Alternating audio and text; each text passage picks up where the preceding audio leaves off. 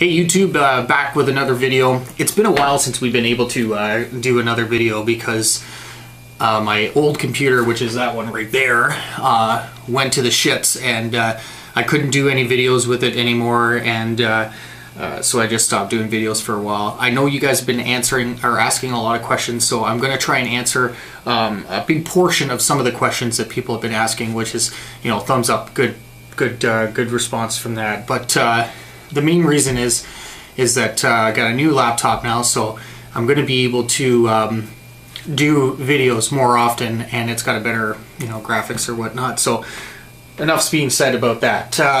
But thanks for subscribing to the channel, and thanks for having an interest in online radio, and thanks for checking out my website too as well, which is www.power92fm.ca.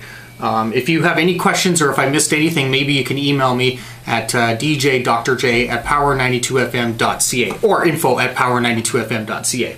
Okay, so into one of the first questions that were asked that I thought that would probably be a really good idea to answer this question. It's from Elroy, and he asks three questions. He has three questions for me.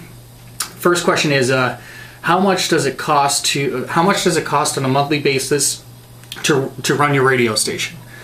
So to answer that question for you, it really doesn't cost anything except for my internet bill, which is under $100 a month. So that is the monthly basis cost, the ongoing cost all the time. And of course, if you want to put in music too as well, that probably would be another good monthly basis or a daily kind of fee, I guess, or monthly basis, or how much it would cost for you. So put that in a factor, and I would say probably like maybe less than $200 a month, maybe. What are your monthly fees? Well, we just kind of went over that. It's kind of the same kind of question. Internet costs, obviously. Your rent for wherever your space is, obviously, if it's in your home or whatnot. But other costs like that, like music and equipment. If stuff breaks, or if you got to get a new, say if you got to get a new pop filter or something, hey, that's an extra cost, but that's only $2, right? But still, it's still a monthly cost, right? Or it could be a factor of monthly costs. To be quite honest with you, it really doesn't cost me much to do this. Just what my internet bill is, and everything else is really kind of extra. What is the cost of a third-party server and the what is the cost of a third-party server to purchase and run? Okay, so for this question, I pay, I think it's like under $70 Canadian a month for a service, but I'm going to get into more into that at the end of the video, because that's one of the ending questions on what server type or what is a good server stream hosting service that you could use or start off with. So I got a couple of good ones, and one is that I'm currently using right now. Well, I'm currently using two, but I'm currently using one to the most part right now. So for the purchase of a server and a server site, I pay $70 a year for that, which is not too bad. It's pretty cheap compared to the other ones that I've seen out there. Moving on to the next question, ELAD1962 on YouTube writes, very informative, but do you really need to use the shit music in the background? And he's referring to the video that was how do you start up an internet radio station. And yeah, I do need the shit music in the background because that's my music. But thanks for liking it. Okay, so FlexPeno from YouTube writes, how many listeners do you have? And I just actually looked at my monthly stats for my stat counter and how many people, because when you go to power92fm.ca, as soon as you go to the page, it automatically loads. So that counts as a listener in my defense. So far this month, I've had 4,467 views so far this month on my website. So every one of those has listened to at least a second of my radio station. So that's how many listeners I have up to date so far this month. Now, every month varies. Usually I've seen it about close to this in 5,000 views a month. So ENG Lightmint, if I'm saying that right, from YouTube, These are all comments and questions that were posted on how to start an online radio station video. I'll put the link in the description underneath the video here so that you can refer back and watch that. But really, it is a long video, and I do plan on hopefully making a shorter video on hooking things up and just explaining how to do that. That'll probably come in the works very soon, because I gotta really tear this stuff down. It's a real mess with the wires. But first off, to start off with, when I started the radio station, I got myself this condenser microphone. It's very cheap. It was like under $100. And it is called the Apex 435. It does require phantom power, but it is a good mic to start off with. Do I recommend this for an internet radio station or any kind of radio kind of work? Not really. This is really good for if you're in a recording booth and you can isolate the sound, because this microphone really picks up everything, and it's very hard to capture a good clean signal coming through, because you have to like lower the gains and everything, and you just get all these hums and stuff. But this is a good microphone for a co-host to use, which I do use here at the studio when the Friday Night Dance Party is on air. Sarah uses this microphone, so this is a pretty good microphone to start off with. Again, it's called the Apex 35. It's a golden dynamic condenser diagram. Sorry, the inside here is gold, and it is a condenser microphone. So it does require phantom power, so you'll have to look in getting a device that has phantom power, or your mixer should come with a phantom thing on it. Currently now, my microphone that I use for me and for all my commercials and recordings and stuff like that is this bad boy right here. This is called the Electro-Voice RE320. There is a video on YouTube that I did of an unboxing of this microphone, plus on top of that I did do an unboxing and putting together the 309A shock mount, which is over here in the background. You can't see it, but this is a great microphone to use for podcasting. Not only that, it's also good for recording drums and drum kits and stuff like that. So this is a great microphone, good investment. It was $2.99 at a local music store. Electro-Voice is not paying me a single dime for this, but I'm telling you, this is a great microphone. Most radio stations nowadays use the Electro-Voice RE20. Sorry, I had a brain fart. And then now, and of course the Heil microphone too. But this here is the sister of the RE3 or the RE20. It's the RE320, just a fraction of the price, but it is a much superior microphone, just as much as the RE20. The good thing about this microphone is it's got a good blast filter inside of it, so it picks up sound a little bit louder than the RE20. Also, it's got the variable D design too as well, which when you're talking closer into the microphone, if you use a different microphone, it'll get really bassy and really loud. This will just keep the same volume level regarding if you're, you know, that didn't look good, Dad. But anyways, so that's the RE320. That's the microphone I'm using here in the studio. Great microphone. I highly recommend that microphone if you need it. If not, just pick yourself up something like a Shure microphone. As long as it's, I recommend anything that's dynamic, because with these microphones there's just a certain little bubble that picks up the noise, and you really don't want any unwanted noise. For me, for me living in a busy apartment building and an apartment building living behind me, it's very busy back there too as well, so there's a lot of noise, and this microphone doesn't very pick up a lot of that stuff as long as I'm in that bubble recording, and as long as that noise is not in this bubble. So good microphone. Dynamic microphones, the way to go. And remember, I mean, like I said in all the other past videos, that make sure, I mean, you buy what you get. Like, whatever it costs, it's gonna, quality is quality, right? So eventually you're gonna probably want to one day get up to that scale with this microphone. But having said that, you could just get yourself a Shure microphone for 80 bucks, as long as it's dynamic. I really recommend dynamic. Okay, so Jump Set Avitation on YouTube writes, how do you stream music on your station?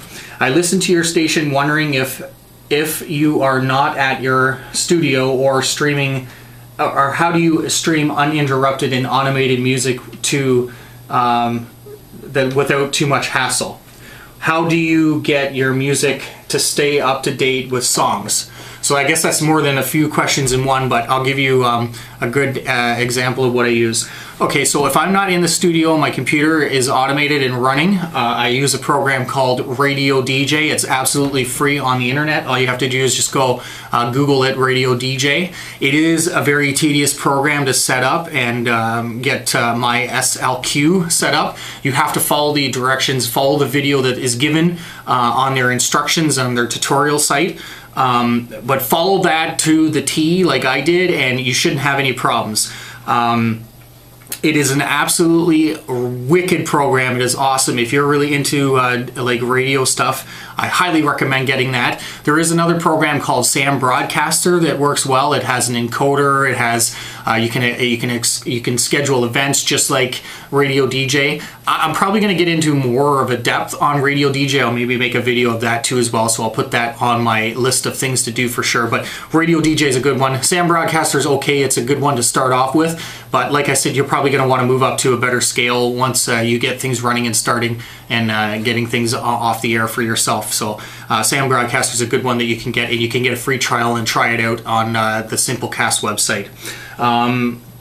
I also use a program called Simplecast, which is a encoder program. I've had this program for quite a few years. Back before I started working, or back before I started doing my own thing, I was a DJ on a few internet radio stations. One was Groove Energy Radio, In Effect Radio, and then Example FM was another one, and I was busy making shows every week for them, and I thought to myself, I mean, if they can do it, why can't I do it? So I kind of just started watching a lot of videos and stuff on how to do that. So, but anyways, that was a little background that really wasn't in there. So interrupted nonstop, and how do I keep up to date with music? Well, number one, that's a full-time job itself, as like a music producer would be at a local radio station. His daily job is to make sure that everything is up to date and everything is put in a playlist and make sure that it's all, you know, ready to go. So that's what I do with Radio DJ, and Radio DJ does help a lot. All I have to do is just set a couple minor things like how many times I want the song played or whatnot,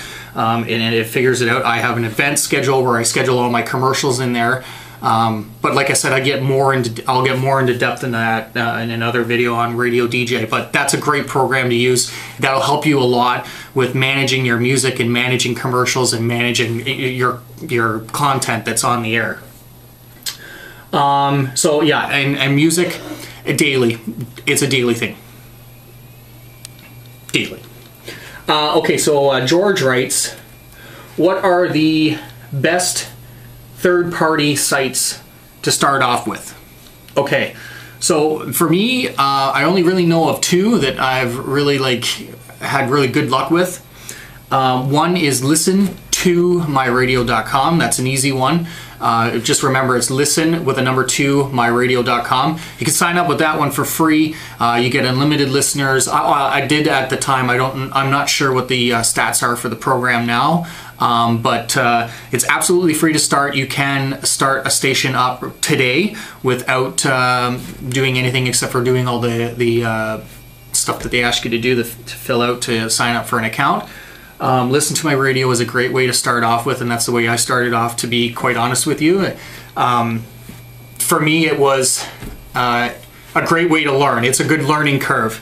Whether or not to stay with Listen to My Radio for a long period of time after, beg my pardon, after you get set up, probably not a good idea, because they're very expensive when it comes to buying the premium account, which kind of really is stupid, because if you've been with them for quite a long time, you'd think they would kind of give you a break, but I guess not. The second the server site that I'm currently using right now, like I said, I'm still using my Listen to My Radio, but only for remote control purposes, like if I'm doing from another studio.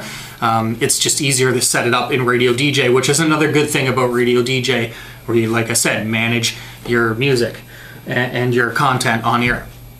The second site that I'm using, and I'm currently paying for $70 a year, is called myradiostream.com, and it's from I believe from the UK, but they're very, very good with prices. If you just want to do it on a monthly basis and pay, I believe it's like $5 Canadian monthly to stay on that site, but it's just easier if you set up an account for a yearly basis, then you don't have to worry about always constant, because what if you forget, right? Here's the thing, and then your station's off air, and then that would... But anyways, oh, another cost, monthly cost or yearly cost, I would say, that would go with the first question would be your domain cost and your emails that are attached to your account. Those are other factors.